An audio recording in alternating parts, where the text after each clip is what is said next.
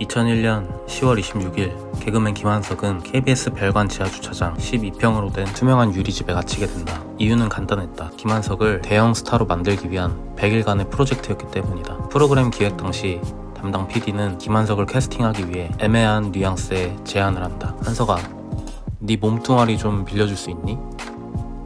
사실 김한석은 굉장히 간절했었다. 방송 생활을 10년이나 했지만 대중들의 인식엔 유명 배우와 이혼한 사람, 재미가 없어 비호감 개그맨으로 더 유명했었다. 반면 유재석, 이휘재 등의 친한 동료 연예인들은 인기가 많았다. 같이 시작했고 비슷한 경력을 쌓아왔는데 김한석은 그들에 비해 한참 부족하다고 생각했다. 10년 동안 열심히 노력했지만 자신이 이룬 게 없다고 생각했다. 그래서 PD의 제안에 이렇게 대답한다. 저는 방송의 오락 프로그램에서 흔히 하는 일이라면 싫고 힘든 일이라면 할게요. 유명해지고 싶은 김한석의 절실하고 야망찬 대답이었다. 하지만 안타깝게도 이 대답을 할 때까지 본인이 유리의 성에 갇히게 될지 몰랐었다고 한다. 김한석은 모 기자와의 인터뷰에서 이렇게 말했다. 100일 동안 유리로 된 집에서 살아야 한다는 것을 안 것은 훨씬 나중이었습니다. 100% 장담할 순 없지만 정황상 방송국은 김한석이 처한 절실한 상황을 이용해 참여를 유도한 것으로 보여진다. 그렇다면 방송국은 왜 멀쩡한 사람을 투명한 유리에 가두는 프로그램을 기획했을까? 2000년대 초반은 특이하고 기이한 것들이 돈이 되는 시대였다. 이를 엽기라고 불렀다. 동시에 해외에서는 극 리얼리티 쇼가 유행했다. 스페인의 유리의 방, 영국의 1900 하우스, 미국의 빅브라더 등등 사람들의 일상을 노골적으로 관찰하는 관음적 프로그램이 큰 인기를 끌었다. 국내의 엽기, 해외의 관음적 프로그램에 대한 영향으로 탄생한 프로그램이 바로 KBS 슈퍼TV 일요일은 즐거워 김한석의 유리의 성이 되었다. 그의 나이 고작 만 29세, 스타를 만들어주겠다는 말에 이끌려 프로그램 참여를 결심한다.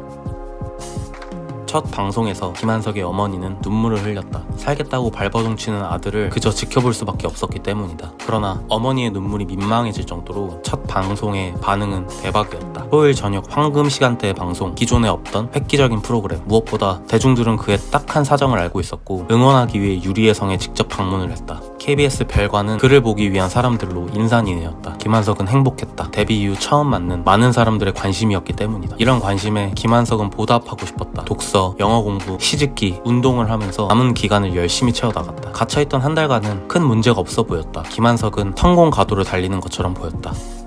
하지만 좋은 반응은 한 달 이상 가지 못했다. 점점 시청자들은 등을 돌리기 시작했다. 다른 스케줄로 잠시 나갔다 온 김한석을 목격한 사람들로 발생된 프로그램 불신, 인권 침해 및 유린 우려, 관음적인 시선이 청소년들에게 부정적인 영향을 미친다는 문제 제기, 스타 제일주의적인 사고에 대한 비판이 그 이유였다. 결정적으로 민주언론 운동시민연합이 발표한 유리의 성 폐지 공고는 인기의 하락세를 타는 결정적인 계기가 되었다. 틀린 말은 아니었다. 많은 사람들이 이에 공감하기 시작했고 김한석에 대한 관심은 점점 무뎌져 갔다. 엎친 데 덮친 격으로 김한석의 정신이 이상해지기 시작했다. 유리의 성에 산 지 약 50일이 되자 극심한 우울증과 공황장애를 호소했다. 이러한 상황을 미리 우려했던 제작진은 진작에 강아지 3마리, 아침이, 점심이, 저녁이를 넣어줬지만 김한석의 우울증은 외로움 때문에 그런 것이 아니었다. 10년간 바래왔던 사람들의 관심이 다시 사라졌기 때문이었다. 이제 사람들은 김한석을 보며 아직도 거기 있어? 반문했다. 새벽에는 술 취한 사람들이 잠을 자고 있는 김한석에게 문을 두드리며 사인을 해달라고 요청했다. 심지어 한 보험 아줌마는 생명보험 구매를 권유했다. 대중들이 그를 동물원의 동물로 취급하는 순간들은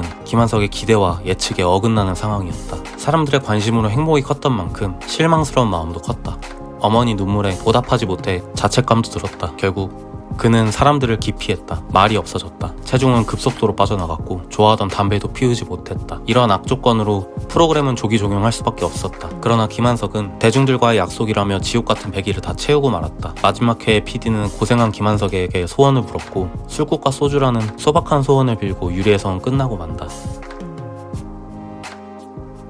김한석이 유리의 성에 20일 정도 있을 무렵 한 언론사 인터뷰에서 이런 말을 했었다. 고급스러운 개그맨이 되었으면 한다. 고민을 들어주고 대화하는 그런 진행자가 되고 싶다. 반면 유리의 성 담당 PD는 한 언론사 인터뷰에서 이런 말을 했다. 호감도가 그리 높지 않은 김한석이 그의 일상을 전부 공개하면 시청자들에게 얼마나 호감을 살 수 있는지 알아보기 위한 것. 스타 탄생의 결과를 확신하기보다는 실험적 성격이 강한 기획. 프로그램은 애당초 실험 목적이 컸다. 성공에 절실했던 김한석이 실험에 이용당했을 확률도 크다. 가슴 아프지만 어쩌면 이것이 세상의 단편이라고 생각한다. 약하면 먹히기 쉬워지는 것 말이다. 그래서 우리는 강해져야만 해 라는 뻔하고 무책임한 말은 하고 싶지 않다. 김한석이 지금 무엇을 하는지 보면 약자인 우리가 어떻게 살아야 하는지 쉽게 답을 얻을 수 있다. 고급스러운 개그맨이 되었으면 한다. 고민을 들어주고 대화하는 그런 진행자가 되고 싶다. 김한석은 지금 말하는 대로 되었을까?